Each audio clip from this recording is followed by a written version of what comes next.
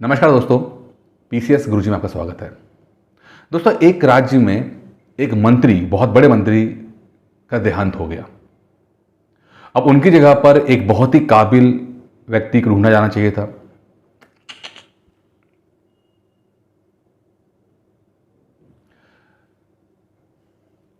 नमस्कार दोस्तों, पीसीएस गुरुजी में आपका स्वागत है। दोस्तों, एक बहुत बड़ा राज्य था, उसके राज्य के बहुत बड़े मंत्री का देहांत हो गया। अब उसकी जगह पर उन्हीं की तरह एक काबिल व्यक्ति को रिक्रूट करना था। इसके लिए नोटिफिकेशन निकाला गया। अब ऐसे व्यक्ति की खोज हुई जो उन मंत्री जी को रिप्लेस कर सके। क्योंकि पद बहुत बड़ा था, बहुत जिम्मेदारी वाला पद था, इसलिए जो टेस्ट रखे गए थे वो भी बहुत टफ थे।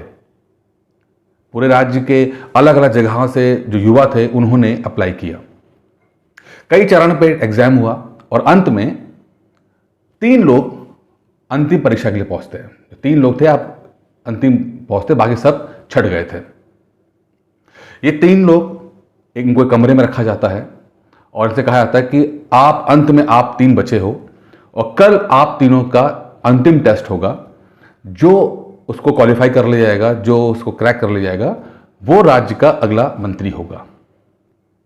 तीनों को कमरे में रखा जाता है, तीनों एक साथ कमरे में रह रहे होते हैं और बड़े नर्वस होते हैं कि कल क्या होगा, कल किस तरह का टेस्ट होगा, क्योंकि जीवन और मृत्यु का सवाल कह सकते होता है। क्योंकि आप समझ सकते हैं जब आप पीसीएस का पेपर देने जाते हो तो कितना नर्वस होते हो। इसी तरह से ये लोग बहुत नर्वस थे कि अगर मंत्री बन गए तो 7 पोस्टों तक कोई दिक्कत नहीं होगी, और अगर चूक गए तो इतने पास में पहुंच के चूकना शायद बहुत हार्ट ब्रेकिंग हो जाएगा। अभी ये लोग आपस में बातें कर रहे होते हैं कि एक व्यक्ति कमरे में एंटर करता है और कहता है, कल जो आपसे पहेली पूछी जाएगी, टेस्ट होगा, मुझे पता लग गया है और मैं आपको बता देता हूं कि क्या पूछा जाएगा।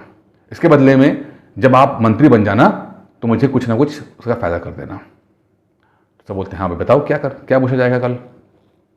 कहते कल आप लोगों से एक सवाल पूछा जाएगा। एक आपको कमरे में रखा जाएगा और उस कमरे में एक बड़ा सा ताला लगा होगा, उस पर नंबर्स लिखे होंगे और आपको ये कहा जाएगा कि उस ताले को क्रैक करके, उसका कोड क्रैक करके ताला खोलकर आपको बाहर निकालना है।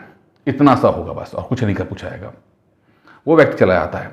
अब जो उसमें से 3 में से 2 लोग होते हैं वो बड़े परेशान कहते हैं, यार ये तो बड़ा टफ क्वेश्चन आ गया, कौन सा फॉर्मूला लगेगा जिससे कि वो ताला क्रैक हो सके, तो उसका ताले का कोड क्रैक हो सके। तो अपने साथ बहुत सी किताबें लेकर आए होते हैं ये लोग, अलग अलग अलजेब्रा की, परमुटेशन कॉम्बिनेशन की, इंटीग्रेशन डिफरेंशिएशन, सब किताबें ला के फॉर्मूले लगा के वो प्रैक्टिस करने लगते हैं कि किस तरह से ताला तोड़ा जाए, क्या फॉर्मूले होते हैं, शॉर्टकट, लॉन्ग कट, सब तरह की चीज़ें वो ट्राई करना स्टार्ट कर देते हैं, क्योंकि अब क्वेश्चन तो पता लग चुका होता है उनको।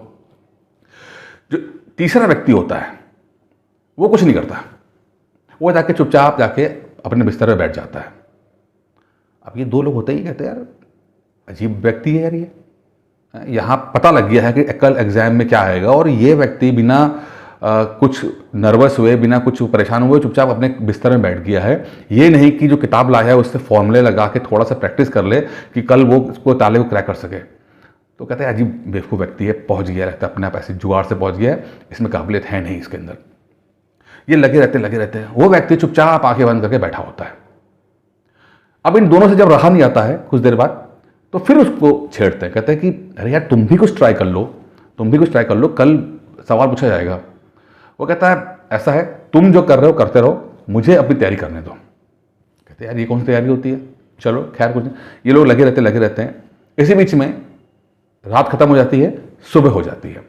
सुबह तीनों को एक कमरे में रखा जाता है और जो एग्जामिनर होता है वो आता है। वो कहता है कि ऐसा है, दरवाजे पे ताला लगा हुआ है, इस पे कुछ नंबर्स बने हुए हैं, आप लोगों का काम यह है कि इन नंबर्स को देखकर एक कोड क्रैक करना है, इस ताले को क्रैक करना है और खोलकर बाहर आना है, और जो बाहर आ जाएगा वो राज्य का मंत्री होगा। एग्जामिनर इतना बोल के चला जाता है। जैसे एग्जामिनर बाहर जाता है, जो 2 लोग थे जो कल प्रैक्टिस कर रहे थे, वो लोग अपने जेब से जो किताबें लाए होते हैं वो निकालते हैं और फिर से ताले को क्रैक करने के लिए मैथमेटिक्स के सवाल और जो किताबें लाए उससे दिमाग लड़ाने लगते हैं कि कौन सा फॉर्मूला लगेगा, कौन सा कोड लगेगा, लगे रहते हैं। तीसरा व्यक्ति जो होता है वो कुछ नहीं करता, वो चुपचाप एक कोने में आके बैठ जाता है, आंखें बंद कर लेता है, कोने में आके बैठ जाता है। अब ये बाकी दो होते हैं, ये कहते हैं यार ये अजीब व्यक्ति है यार, ये अब तो एग्जामिनेशन हॉल में आ गए हैं, ताला सामने है, कोड सामने है, और बिना ये कुछ किए ये बैठा हुआ है, ये नहीं कि कुछ ट्राई करे, कुछ कोशिश करे। वो कहते हैं भाई तू कोशिश कर, कब कोशिश करेगा? कहता, वो फिर बोलता है कैसा है, मुझे अपना काम करने तो तुम अपना काम करो। वो कहता है ये बेवकूफ़ है, ऐसा कुछ होगा नहीं। ये दोनों लगे होते हैं करने में, सॉल्व करने में कि किस तरह से ताला क्रैक किया जाए। जो तीसरा व्यक्ति होता है वो चुपचाप कोने बैठ जाता है और कोशिश करता है कि किसी तरह से अपने मन को शांत कर ले, अपने मन को शांत कर ले, अपने दिमाग को शांत कर ले। वो चुपचाप कोने में बैठ जाता है और कोशिश करता है कि एक ऐसी अवस्था आ सके जहां पर नया विचार कोई उत्पन्न ना हो रहा हो, जहां पर विचारों की जो लड़ाई है वो खत्म हो जाए, जहां पर न डर हो न खुशी हो, ऐसी अवस्था जहां मन बिल्कुल शांत हो जाए। वो कोशिश करने लगता है कि मन को बिल्कुल एक मिनिमम लेवल पे ला दिया जाए, कोई एक्साइटमेंट नहीं, शांत हो जाए। धीरे धीरे उसका मन शांत होना शुरू हो जाता है। धीरे धीरे शांत होते होते होते एक वक्त ऐसा आता है जब मन उसका पूरी तरह से शांत हो जाता है। उसका दिमाग में कोई भी नया थॉट नहीं आ रहा होता है। उसका मन और मस्तिष्क दोनों अब एक ही डायरेक्शन में, एक ही लेवल पर होते हैं। कुछ देर बाद वो व्यक्ति उठता है, दरवाजे के पास पहुंचता है, देखता है ताला जो है वो लॉक्ड नहीं है। ताला लगा तो है, अटका हुआ है, बट लॉक्ड नहीं है। वो थोड़ा मुस्कुराता है, ताले कोई खोलता है, दरवाजा खोलता है, बाहर चला जाता है।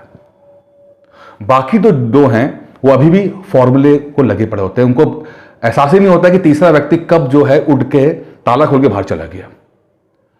कुछ देर बाद जो व्यक्ति बाहर चला गया होता है, तीसरा व्यक्ति, उसके साथ बाकी एग्जामिनर्स जो हैं अंदर आते हैं। जब अंदर आते हैं तो ये दोनों का इनका फोकस उठता है, अरे ये व्यक्ति बाहर से कैसे आ रहे हैं। तब उनको एहसास होता है कि ये तीसरा व्यक्ति, इसने ताला खोल के बाहर चला गया है। दोस्तों, जब भी हम कोई कंपटीशन बीट करना होता है या कभी हम किसी बड़ी परीक्षा में हम जाएं, तो अपने मन को, अपने दिमाग को शांत करना सबसे इंपॉर्टेंट काम है। सबसे इंपॉर्टेंट काम है। अगर आपका मन शांत है, आपका दिमाग शांत है, तो यकीन मानिए आपकी जो दिमाग की एफिशिएंसी है वो सबसे मैक्सिमम होगी। जो भी आपकी नॉलेज है, जो भी आपने पढ़ा है, सुना है, देखा है, कहीं महसूस किया है, उसको आप इंप्लीमेंट कर ले जाओगे। और ये कोई बात मैं यहां पर स्पिरिचुअल लेवल पर नहीं बोलता हूं कि हाँ कोई एक बहुत आध्यात्मिक बात है। ये बहुत ही प्रैक्टिकल बात है।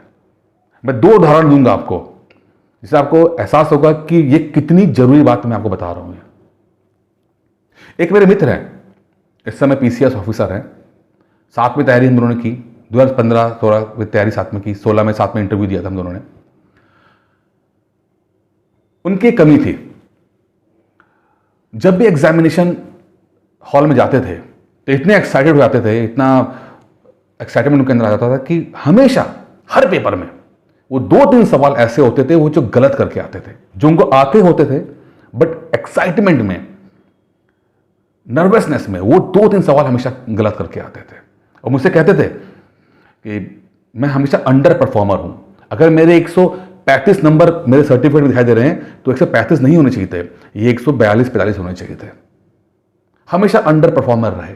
हर एग्जाम में 1-2 सवाल, आते हुए सवाल उन्हें गलत करके आए। वो एक्साइटमेंट के अंदर दिमाग शांत नहीं हो पाया उनका। पीसीएस बन गए, नायब तहसीलदार बन गए, लेकिन शायद और बेहतर बन सकते थे, लेकिन दिमाग शांत नहीं कर पाए। कुछ ऐसा ही मेरे साथ भी हुआ। 2016 मेंस में दे रहा था, मुझे याद अच्छी तरह से। उस समय ऑब्जेक्टिव टाइप ऑफ क्वेश्चंस आया करते थे मेंस में। एक सवाल आया, मैच द फॉलोइंग का सवाल था। उसमें यूपी के इंस्टीट्यूट्स एक तरफ लिखे हुए थे और किस जिले में है वो दूसरी तरफ लिखा हुआ था। इंस्टीट्यूट था भातखंडे, और ये बताना था कि वो कौन से जिले में है। अब जो भातखंडे है वो लखनऊ के अंदर है। मैं 50 बार उस भातखंडे के सामने से गुजरा हूं, मुझे कोई दिक्कत नहीं थी। मुझे पता था कि भातखंडे लखनऊ में, और एक भी अगर मैच द फॉलोइंग में मैं बता पा रहा था तो वो क्वेश्चन सॉल्व हो जा रहा था। पीसीएस में क्या होता है कि आप अगर एक मैच द फॉलोइंग में अगर एक भी आपको पता होता है तो अमूमन वो क्वेश्चन सॉल्व हो जाता है। तो भातखंडे अगर लखनऊ पता है तो क्वेश्चन आपका सही हो जाता है। मुझे पता है कि अरे भातखंडे लखनऊ, भातखंडे लखनऊ, मैं बोल रहा हूं अपने आप से कि अरे भातखंडे लखनऊ है तो हो गया। एक्साइटमेंट में, नर्वसनेस में मैं क्वेश्चन में बी लगा रहा हूं कि हाँ ये देखो बी है, बी है, बी है, और जब गोला भरने की बारी आई तो मैंने सी लगा दिया। क्वेश्चन में बी लगा है और पेपर में गोला जहां पर है वहां सी गोला किया गया है। मेरा मेंस तो खैर निकल गया, मेंस क्रैक हो गया। इंटरव्यू में गया, जब फाइनल रिजल्ट आया तो मेरा सिलेक्शन 0.8 नंबर से रुकता है, 0.8 नंबर से। और जो भातखंडे वाला क्वेश्चन था उसकी वेटेज थी 1.33। तो बहुत संभव था अगर मैं भातखंडे वाला क्वेश्चन मेरा इस तरह से सिली मिस्टेक से गलत ना होता तो शायद रिजल्ट कुछ और होता, मैं शायद रुकता नहीं, मेरा भी सिलेक्शन होता। कभी कभी हम बहुत छोटी छोटी गलतियां जो करते हैं ना उसका असर बहुत बड़ा हो जाता है। यही मैं समझाने की कोशिश कर रहा हूं आपको कि आज आपको जो चीजें बहुत छोटी लग रही हैं, बहुत सिली लग रही हैं, वो सिली नहीं है, बहुत छोटी नहीं है, उनके असर, उनका रिजल्ट, उसका इंपैक्ट बहुत बड़ा होगा। क्या पता आप एक सवाल आप इधर उधर गड़बड़ कर दो और आपका प्री रुक जाए। और प्री रुकने का मतलब क्या है? 1 साल रुकना, और कईयों के लिए तो शायद पढ़ाई रुक जाना। आप में से बहुत सारे ऐसे होंगे जो 30 साल से ऊपर के होंगे, टाइम नहीं उनके पास, फैमिली से लड़कर, समाज से लड़कर, परिस्थिति से लड़कर तैयारी कर रहे हैं। अभी तक शायद प्री ना निकाला उन्होंने, 1-2 नंबर से हमेशा रुक जाते होंगे। एक बार और रुक जाएंगे तो शायद अगली बार पढ़ नहीं पाएंगे क्योंकि इतनी परिस्थितियां फेवरेबल नहीं है। तो यही सबसे इंपॉर्टेंट है कि आप लोगों को गलत नहीं करना, एक्साइटमेंट में चीज़ें गलत नहीं करनी, जो आती हुई चीज़ें उनको गलत नहीं करना है। जो नहीं आता वो तो नहीं आता, लेकिन जो आता है वो गलत नहीं होना चाहिए। अब अगले 3 दिन में क्या करा जाए? अगले 3 दिन में सिर्फ 2 चीज़ें की जाए। पहला, कोई भी नया चीज़ ना पढ़ा जाए, कुछ भी नया सोर्स, कोई भी किताब, कोई भी टेस्ट सीरीज, कुछ नहीं देखना चाहिए। अगले 3 दिन आप सिर्फ रिवीजन करोगे। आप जो भी आपने पढ़ा है, जितना भी पढ़ा है आपने, जैसा भी पढ़ा है, अगले 3 दिन सिर्फ थोड़ा बहुत रिवीजन करोगे आप, जो बहुत जरूरी है। ठीक है? और दूसरा शांत होके अपने मन को और दिमाग को शांत करने की कोशिश करोगे आप, बहुत जरूरी है। दिमाग को शांत कीजिए, अपने दिल को, मन को शांत कीजिए। उसमें जो भी एक्साइटमेंट आ रही है, जो नर्वसनेस, डर जो आ रहा है, उसको शांत कीजिए। कितने लगातार पिछले कॉल्स मुझे आ रहे हैं, सर लास्ट में क्या पढ़, ये पढ़ लें, वो पढ़ लें, फलाना पढ़ लें, ढिमकाना पढ़ लें। मैं सबको मना कर रहा हूँ, मैं सब कह रहा हूँ भाई देखो, जो पढ़ना था पढ़ लिया, जो होना था हो चुका। अब अगर पढ़ना है तो सिर्फ रिवीजन करना है कि जो आपने पढ़ा था बस वो गलत नहीं होना चाहिए, नया नहीं पढ़ना।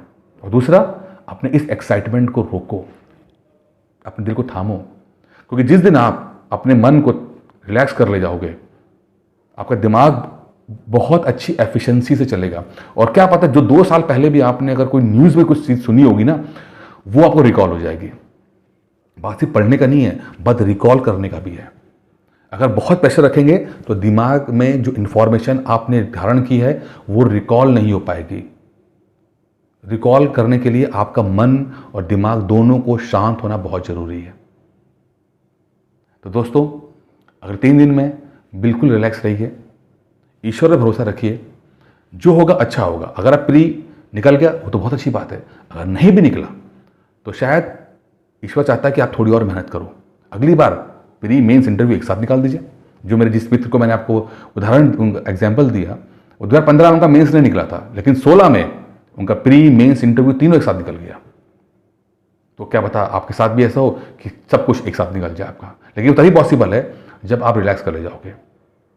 बिल्कुल रिलैक्स कर ले जाइए अपने आप को। और ये बात मैं बहुत ही अपने एक्सपीरियंस से बोल रहा हूँ, ये बहुत ज़रूरी है।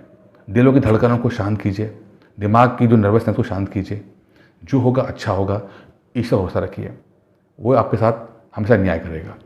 दोस्तों, इस वीडियो में इतना ही था। उम्मीद करता हूँ आपको वीडियो समझ में आया होगा। धन्यवाद।